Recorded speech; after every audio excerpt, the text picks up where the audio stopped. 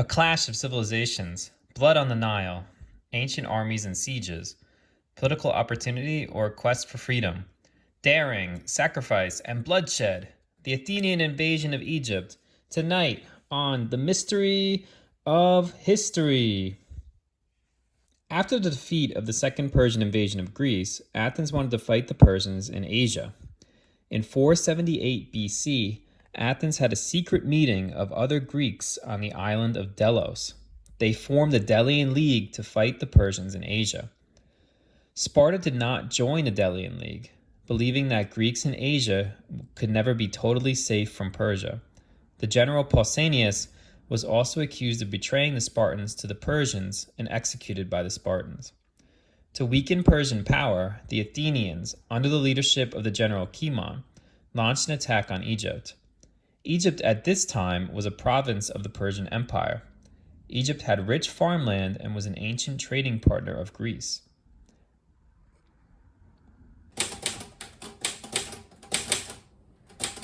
Oh, hello there. I was just typing something up about ancient Greece.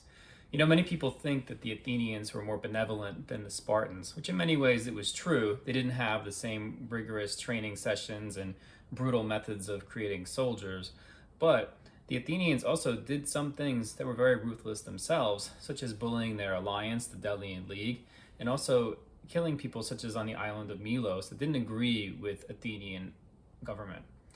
But why did Athens invade Egypt? Well, there's two possible reasons. For one, there's Athens' desire to liberate the Egyptians and establish old trade routes again. And then there's the other side of it, in which they simply wanted to deal a blow to the Persian Empire. Let's see what happened. Egypt frequently revolted against the Persian Empire. In 460 BC, a new revolution began under a Libyan king named Inaros. Inaros wanted to liberate Egypt from Persian rule and invited the Athenians to help destroy the Persian army and navy in Egypt. Athens at first found success, sailing down the Nile in 200 triremes under the command of the Athenian Charatimidius. They quickly overwhelmed the Persian forces. The Persians fell back to the Egyptian city of Memphis and locked themselves in a fortress called the White Castle. The Athenians and Egyptians laid siege to the White Castle for 4 years. Meanwhile, the Persian Empire sent an army of 30,000 soldiers to attack the Athenians. The tables had been turned.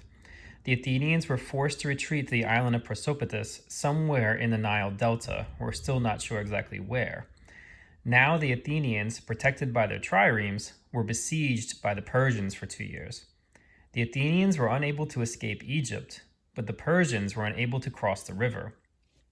The Persians finally dug canals and drained the water from around the island, leaving the Athenian ships useless. The remaining Athenians either were captured or escaped across the desert and ultimately back to Greece, but only a handful survived the Egyptian invasion. In total, the Athenians lost 50,000 men and 250 ships. Egypt remained part of the Persian Empire, and King Inaros, who led the revolution, was executed by the Persians. So there you have it. The Athenian invasion of Egypt ended in something of a debacle. The Athenians died on the Nile. Maybe a few escaped back to Hellas, back to mainland Greece, back to Athens. But overall, it was an embarrassment. And it definitely lowered the prestige of the Athenians abroad and made them seem less invincible. What happened to the Egyptians? Well, the Persian Empire came back and reestablished their rule in Egypt. And unfortunately, very little changed for them. At this time, the Athenians had very little time to go back and examine their mistakes, as the First Peloponnesian War was beginning and the Spartans were ready to come and dismantle the Delian League and Athens' empire. So we'll have to see that story another time. But thanks for watching, and I appreciate it, and I'll see you next time on The Mystery of History.